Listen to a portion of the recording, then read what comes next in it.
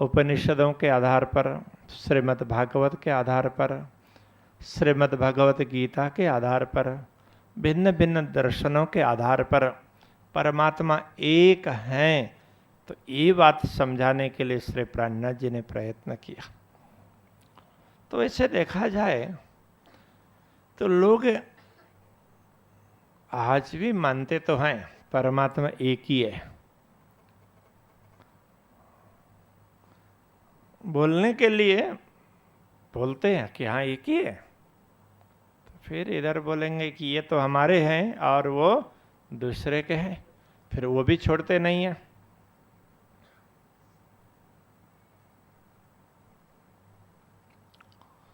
तो परमात्मा एक कैसे हैं, तो ये बात समझाने के लिए श्री प्राणनाथ जी ने खूब परिश्रम किया। उनको बोला देखो, तो ये दुनिया में जितनी भी शक्तियां हैं, तो ये सारी शक्तियां है तो एक ही परमात्मा की, अलग अलग समय में आती है, अलग अलग स्थान में आती है, अलग अलग प्रयोजन के लिए आती है, तो इसलिए ये अलग अलग दिखती है, किंतु ये स्वयं परमात्मा नहीं है। परमात्मा तो पूर्ण ब्रह्म है, उनको जानना जरूरी है। ये बात खूब ठोक ठोक करके तो श्री प्राणनाथ जी समझाने लगे, तो बहुत लोगों को बड़ी अच्छी लगती थी। तो आज भी बहुत लोगों को अच्छी तो लगती है, लेकिन जब प्रैक्टिकल लाइफ में उतारने की बात आती है तो मुकर जाते हैं। फिर सोचते हैं कि हमारे पूर्वजों ने ये किया, ऐसा करते थे, तो आज हम छोड़ देंगे तो पता नहीं हमारा क्या होगा। तो अगर पूर्वज खेती करते होंगे, उन्होंने खेती करना छोड़ दिया। पूर्वज सिर में साफा बांधते थे, साफा बांधना छोड़ दिया, तो उन्होंने ड्रेस भी बदल लिया, आमदनी के साधन भी बदल दिया, मकान भी बदल दिया। किंतु पूर्ण ब्रह्म परमात्मा की बात जब आती है तो उस समय तो जो चलता आया है उसको उसमें से सुधार करने के लिए, समझने के लिए कोई तैयार नहीं है। तो बहुत लोगों में ये भ्रांतियां हैं कि अध्यात्म क्षेत्र में ये भ्रांति बहुत बड़ी है। तो सब कहते हैं ये हमारे इष्ट, तो ये हमारे भगवान, तो दूसरे के दूसरे, तीसरे के तीसरे, कितने भगवान हो गए। ठीक है, ये सारी शक्तियां हैं, विशेष हैं, तो उनको हम भगवान मान लें, कोई बात नहीं, किंतु सुप्रीम तो नहीं है, सुप्रीम तो एक ही है। तो सुप्रीम पूर्ण ब्रह्म परमात्मा को जानना जरूरी होता है। तमेव विदित्वाति मृत्युमेति नान्यः पंथा विद्यते अनाय। उन्हीं पूर्ण ब्रह्म परमात्मा को जानने के बाद जन्म और मृत्यु के चक्र से छुटकारा प्राप्त कर सकते हैं। जब तक परमात्मा को नहीं जानते हैं, तब तक जन्म मृत्यु से छुटकारा प्राप्त नहीं कर सकते। तो सारी शक्तियां एक ही परमात्मा की है। कोई किसी को अलग नाम से पुकार करता है, कोई अलग वेश पहन करके बैठे हुए हैं, कोई अलग ग्रंथ को मान रहे हैं, किंतु ये बाहर की दुनिया की चीजों को लेकर के लड़ झगड़ रहे। जब परमात्मा एक ही है ये बात स्वीकार करें तो झगड़ने की आवश्यकता ही नहीं पड़ती।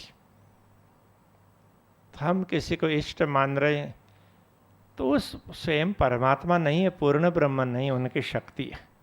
ऐसे दूसरे किसी और को इष्ट मान रहे हैं, वो भी शक्ति है। तो यदि इस बात को स्वीकार करें तो झगड़ने की जरूरत क्या है। कोई किसी शक्ति को मान रहा है, कोई किसी शक्ति को मान रहा है, तो सभी इन्हीं शक्तियों को मान रहे हैं। इन सब के मूल रूप में तो एक ही परमात्मा है। तो कईयों ने परमात्मा को निराकार कह दिया, अरे उनका तो कोई आकार ही नहीं है। तो वो तो शून्य है, तो कैसे अनुभव करेंगे? उसके लिए कह दिया, देखो आंख बंद करके बैठो, मन को स्थिर करो, तो कुछ नहीं दिखाई देगा ना, तो आसमान लो शून्य है। कई कहने लगे कि ऐसा नहीं, तो यहाँ दोनों भ्रिकुटी के बीच में ध्यान केंद्रित करना चाहिए। तो उसकी ओर ध्यान केंद्रित करने के लिए प्रयत्न करते हैं तो अलग अलग रंग की ज्योति दिखाई देती है। तो देखो परमात्मा का कोई आकार नहीं है, वो तो ज्योति जैसे हैं, ज्योति स्वरूप है। तो कई लोगों को ये समझ में आती, तो ज्योति है निकल रही है वो परमात्मा की ही है, किंतु कहीं से वो ज्योति निकल रही है तो उसके मूल तक पहुंचे तो तब देखेंगे तो पूर्ण ब्रह्म परमात्मा दिखाई देंगे। तो परमात्मा का स्वरूप है, तो वो सच्चिदानंद स्वरूप है। हम जिसको आकार समझ रहे हैं, जिस आकार को आंख देखती है और मन जिसकी कल्पना करता है और वाणी जिसका वर्णन करती है, तो उससे परमात्मा भिन्न है। तो ये शब्द भी परमात्मा के स्वरूप को पूर्ण रूप से बता नहीं सकेंगे, मन भी कल्पना नहीं कर पाएगा और इन आंखों से वह स्वरूप नहीं दिखाई देगा।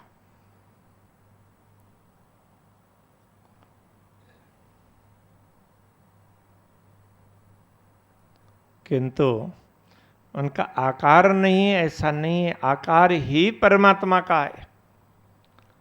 तो जो दुनिया में आकृति दिख रही है ये तो दिखने के लिए है। तो जैसे स्वप्न में कुछ दृश्य दिखते हैं तो जागने के बाद में उन दृश्यों का कोई अस्तित्व नहीं होता है। तो ऐसे ही जब अक्षर ब्रह्मा तो इन ब्रह्मांडों की कल्पना करते हैं तब ये सारे ब्रह्मांड दिखाई दे रहे हैं, इनका अस्तित्व है। जब उन्होंने तो अपने कल्पना को समेट लिया तो उस समय तो इन किसी चीजों का कोई अस्तित्व नहीं रहेगा। वैसे तो जो दिख रहा है तो उसका कोई आकार नहीं, वो निराकार है, दिख रहा है बस। ये भ्रांति के कारण, माया के कारण दिख रहा है।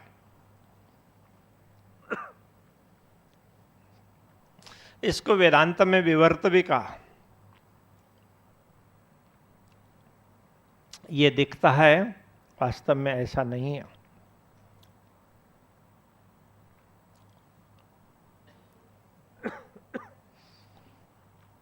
कुरान वगैरह धर्म ग्रंथों में भी परमात्मा के स्वरूप की बात कही है। वो कैसा स्वरूप है? तो युवा स्वरूप है, अमरद सूरत। तो बच्चों का जैसा भी नहीं और वृद्धों का जैसा भी नहीं, फिर भी तो सूरत नहीं है, खुदा की कोई सूरत ही नहीं है, ऐसा मानते। तो हाँ, आंखों से नहीं दिखाई देगी, कान से नहीं सुनाई देगी, मन की कल्पना में नहीं आएगा। फिर कहते खुदा ने ये बात कही, तो सूरत ही नहीं है तो शब्द कैसे कहे? तो सूरत होगा तब कही ना, तो बिना सूरत कैसे कहेंगे? तो रसूल मोहम्मद को जब दर्शन हुए, उसको मिराज कहते हैं, तो उस समय दर्शन हुए, वो पर्दे में दर्शन हुए। तो रसूल मोहम्मद ने आवाज सुनी तो उनको उस समय लगा कि जो बोलने वाला है वो युवा है, उसकी सूरत अमरद सूरत होनी चाहिए। तो उन्होंने सूरत नहीं है ऐसा नहीं बोला, तो मुझे सूरत नहीं दिखाई दिया, किंतु वाणी पर से पता चल रहा था कि वो युवा स्वरूप है, सूरत है, वो अमरद सूरत है। तो अब सूरत है ही नहीं, ऐसा हम कैसे मान सकते? तो हमने नहीं देखा, तो इसलिए हमें ऐसा लगा तो कोई देखने वाला भी तो कभी होगा ना। तो रसूल मोहम्मद ने बोला था जब खुदा प्रकट होंगे कयामत के समय पर मैं फिर आऊँगा, तो उस समय तो देख ही लेंगे ना। तो जब देखना होगा तो खुदा दिखाएंगे तो वो देख लेंगे, किंतु इससे कोई स्वरूप है ही नहीं, ऐसा नहीं मान सकते। तो परमात्मा का स्वरूप है वो विशिष्ट है। तो शंकराचार्य जी ने इसकी व्याख्या की है। तो कहते हैं देखो, साकार से विनाशोस्ति, जिसको तुम साकार सगुण कहते हो तो नाश हो जाएगा। तो जो दिख रहा है वो स्वरूप तो सब नाश होता है। जितनी शक्तियां परमात्मा की आई, उन्होंने अलग अलग स्वरूप धारण किए, अलग अलग अवतार के रूप में, तो सब में परिवर्तन आया। देवी देवताओं में भी परिवर्तन है। तो इंद्र भी कोई व्यक्ति नहीं है, वो पद है। ऐसे मनु भी तो ये पद है, मनु बदलते रहते हैं। तो एक बार के सृष्टि में 14 मनु बदलते हैं। उसको मनु बदलना तो उसको मनवंतर कहते हैं। तो मनु बदलने का तात्पर्य मानव को प्रकट करने वाले व्यक्ति हैं, तो मानवों के मूल में तो उनमें परिवर्तन होगा। तो इस तरह से ये सृष्टि चलती रहती है। किंतु जो दिख रहा है वो परमात्मा का स्वरूप नहीं है। इसलिए उपनिषदों में कहा, तुम जिसकी पूजा कर रहे हो, जिसको देख रहे हो, वो परमात्मा नहीं है। तो ये बिल्कुल सच बात कही है। तो शंकराचार्य जी कहते हैं साकार से विनाशोस्ति, जो भी आकार लेकर के आए हैं उनमें परिवर्तन होगा। दुनिया में कोई भी ऐसे नहीं जो शरीर लेकर के आए तो वो मिटा ना हो। तो यदि निराकार कहेंगे वो तो शून्य है। तो शून्यस्य च अवस्तुत्वात्, शून्य का तो कोई, शून्य की कोई अस्तित्व ही नहीं है। तो इन दोनों से परे परमात्मा का स्वरूप है। तद उभय पक्ष विभिन्नम वस्तु ज्ञानम मोक्षः। तो इससे विशिष्ट वस्तु का ज्ञान प्राप्त करेंगे तो मोक्ष प्राप्त होगा, तब तक मोक्ष नहीं होगा। तो फिर वस्तु की व्याख्या कही। तो वस्तु क्या है? वस्तुस्तु सच्चिदानंदानंता द्वयम ब्रह्म। सत चिद आनंद, अनंता और अद्वैत, तो ऐसा ब्रह्म है, वो वस्तु है। तो उस वस्तु को जानना जरूरी है। तो ये बात सभी कह रहे हैं, तो वो परमात्मा है। तो हम जैसा सोच रहे हैं वैसा उनका आकार नहीं है। तो उनका आकार क्या है? तो आकृति तो है, वो परमात्मा स्वयं प्रकाशित है। न तत्र सूर्यो भाति न चंद्र तारकम। तो न परमात्मा को सूर्य प्रकाशित कर सकता है, परमात्मा को भी नहीं, और परमात्मा के धाम को भी नहीं। नेमा विद्युतयो कुतो यमग्नि। तो ये बिजली भी उसको प्रकाशित नहीं कर सकती है, तो फिर अग्नि तो क्या प्रकाशित करेगा? तो आगे कहते हुए कहते हैं तस्याभासा सर्वमिदं विभाति। उसी परमात्मा के प्रकाश से सब कुछ प्रकाशित होता है। तो परमात्मा स्वयं प्रकाशमान है। दूसरी सारी वस्तुओं को प्रकाशित करना पड़ता है, परमात्मा को प्रकाशित नहीं करना पड़ता। उनको जानना पड़ता है और उनका अनुभव करना होता है। तमेव विदित्वा अति मृत्यु मेति। उसी परमात्मा को जान करके ही जन्म मृत्यु के चक्र से पार हो सकते हैं।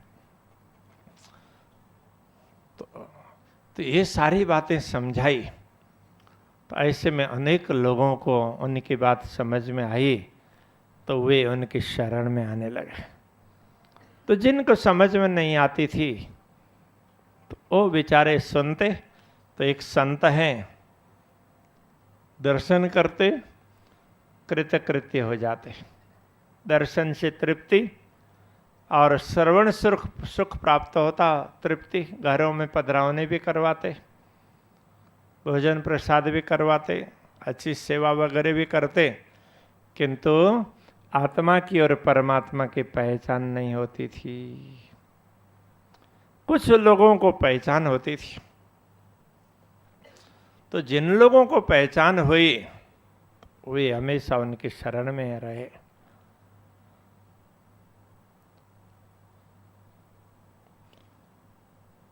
तो इसके साथ साथ में श्री प्राणनाथ जी ने ब्रह्मात्माओं की बात समझा दी। देखो, तो आत्माएं भी दुनिया में आती है। तो एक तो दुनिया की सृष्टि को चलाने के लिए आत्माएं आती है, तो उनको अक्षर ब्रह्म के चतुर्थ अंश अव्याकृत ब्रह्म, तो अव्याकृत ब्रह्म के अंतर्गत प्रणव ब्रह्म है। तो प्रणव ब्रह्म से चेतनाएं प्रकट होती है, तो अलग अलग ब्रह्मांडों में चली जाती है। तो अलग अलग ब्रह्मांडों में ये चेतनाएं पहुंचती है, तो उन चेतनाओं को अलग अलग शरीर प्राप्त होते हैं, तो उसके आधार पर तो वो कार्य करती है। तो ऐसे में कुछ आत्माएं दुनिया को देखने के लिए आती है। जिनको इस तरह से शरीर दिए उनको भी कहा देखो तुम दृष्टा बनो, तो उनको भी दृष्टा बनने के लिए कहा। कुछ आत्माएं तो मात्र देखने के लिए आती है, तो उनको उन जीवों ने जो शरीर धारण किया है, उन चेतनाओं ने, तो उन शरीर में वास दिया जाता है। तो इसलिए उपनिषदों में कहा, विशेष करके श्वेताश्वतर उपनिषद में, मुंडक उपनिषद में, द्वा सुपर्णा सयुजा सखाया समाने वृक्षे परिशस्व जातो तयोरेकम पीपलम स्वादुमत्ते अनसनन्यो अभिचाकर्षिति। तो एक वृक्ष में दो पक्षी है, तो एक पक्षी तो उस वृक्ष के फल को खाता है और दूसरा देखता रहता है, खाता नहीं है। तो श्री प्राणनाथ जी ने समझाया कि देखो, तो कुछ शरीरों में दो प्रकार की चेतनाएं होती है। एक चेतना जो जन्म जन्मांतर से शरीरों को धारण करती हुई आई है, तो वो, और दूसरी चेतना है तो वो दृष्टा के रूप में आई हुई, वो उसमें रहती है। तो जो जन्म जन्मांतर से शरीर धारण करती हुई आई है, तो उसने कर्म के बंधन लिए हैं साथ में, तो वो शरीर के द्वारा किए हुए कर्मों के फल को भोगती है। तो शरीर के फल को चाखता है, चाखने वाला पक्षी वो है। और दूसरा पक्षी मात्र देखता है, उसको उन फलों से कोई मतलब नहीं है, तो वो दृष्टा है। तो वो ब्रह्मात्मा है। तो ब्रह्मात्माओं के साथ में कुछ अक्षर ब्रह्म ने अपने अंतरंग लीला की आत्माओं को भी भेजा है।